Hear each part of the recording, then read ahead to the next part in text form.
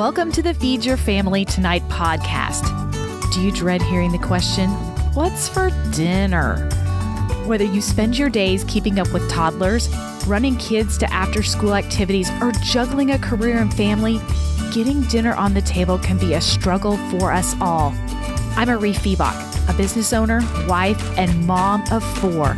I'm on a mission to build stronger families one dinner at a time, and I'm here with tips, tricks, and inspiration you need to feed your family tonight. Hello, friends. Welcome to the Feed Your Family Tonight podcast, episode 169. I'm your host, Mariefiebach, and I am happy to be here with you today. It is deep winter here in Kansas. It's January, if you're listening to this in real time, and we've kind of gotten past the fun winter season of Christmas and all of the holidays, and we get into January, and my kids are back in school, and all of the Christmas decorations are put away. And I've said this before, like my friend who was a interior designer says she gets so busy in January because everybody just kind of feels blah about their home. And I've got to say, I kind of feel a little bit blah in the kitchen. If you feel that way, first of all, no, you are not alone. It's this time of year where I feel conflicted. My body is kind of craving like all of the vegetables after getting through the Christmas season and having plenty of beautiful, rich treats. And I'm not afraid of the beautiful, rich treats, but I kind of want some veggies. But it's not like summer and it's kind of cold out, so I don't feel like grilled chicken or bright, fresh salads. Most people would say, all right, so now's the time to have all the roasted vegetables and everything, the soups and the stews. But remember, my family's not so fond of soups. What that means is my brain is conflicted. And when I get conflicted, I tend to just paralyze. And I'm just like, I'm not going to do any of it. I don't want to do any of it. I'm just done. If you're feeling that way, know that you are not alone and know that there is a way out. And honestly, my family has been dealing with that I've just added a little bit of extra money to my grocery budget. And I've recorded last week's podcast about how to get out of a dinner rut. Sometimes when you hear these podcasts, I'm saying them so that I can remind myself of the things that I need to be reminded of.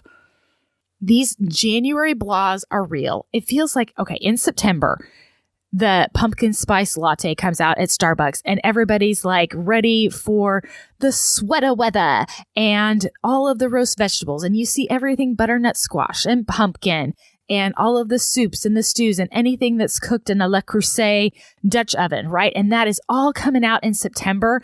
And it's kind of ironic that it all comes out in September because in September in Kansas, it is still 90 degrees and we are not ready for sweatah weather.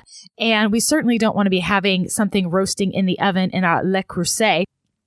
But we still go and we make all the pumpkin spice things and we make the butternut squash. And then we get to Thanksgiving and we're in November and people are thinking about all of the great Thanksgiving foods and things to go on the Thanksgiving table. And then as soon as that's over, we get into the holiday baking and we see all of the beautiful Christmas treats, the savory and the sweet Christmas treats. And I'm telling you, if I see another charcuterie board, I inside roll my eyes. Now, I love a charcuterie board, friends. I will happily eat my way through little nubs of cheese and meats and nuts and bits and pieces of amazing crackers and crusty bread and jams and a little slice of quince. I love a good charcuterie board. But you get to January and you're like, it just doesn't feel fun and fresh. Everything kind of feels dull and tired and overused. And you just kind of get tired of them all in January. And in the food blogging world in January, it goes in one of two directions. Tell me if you agree. You have the food bloggers that are going to what I would say, quote unquote, the skinny food. So they're doing all of the healthy substitutions and they're doing all the crazy meal preps and they're doing salads in mason jars and everything has rainbow of colors. And they're going the Uber, let's get on the January lose weight train. Okay, so there's those people. Then the other group of food bloggers, they go to soups. Now, I've said before, my family is not the biggest fan of soup. I could eat soup every day and be perfectly happy, but I'm feeding a family of 6 and they are carnivorous. And if I put soup on the table, they always roll their eyes and sometimes will complain, right? And so what that leaves me is I'm really not going to get on the skinny food train. That's never really been my jam. And I can't get on the soup train because my family will completely revolt if I serve soup more than like once every 2 weeks. So what do? Well, last week, I recorded a podcast about getting out of a dinner rut. And I really think I did it because I feel like I'm in a dinner rut and I need to get out.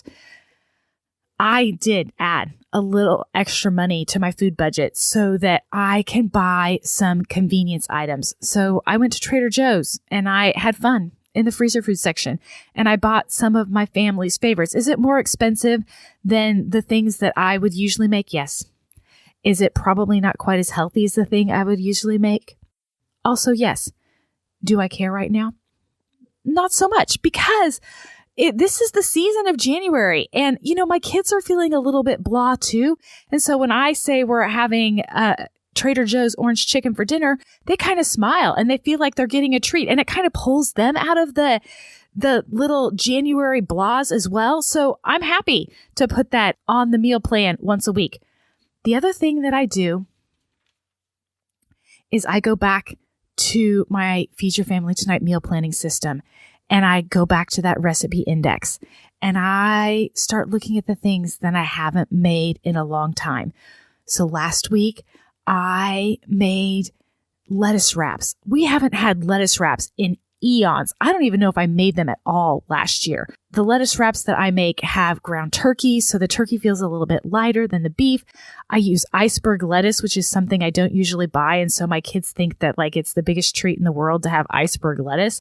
And I shred some carrots, and so I get that brightness of the veggies that I'm kind of craving, but then the lettuce wraps are like total comfort food to me, and so I kind of get that comfort food too. So I pulled out a recipe I haven't made in a long time. I also tried a new recipe that my friend Betsy had recommended. It was for a kale and chorizo soup. And you're like, Marie, your family doesn't eat soups. And I'm like, you're right. But I made a loaf of my beer bread. And if I serve beer bread alongside of a soup, my family will not revolt. They will whine and complain a little bit, but they at least won't revolt. And so I decided I was going to make some soup because I saw a beautiful piece of kale in the grocery store when I took a grocery store trip and I had a little bit of time. These are all tips in last week's podcast.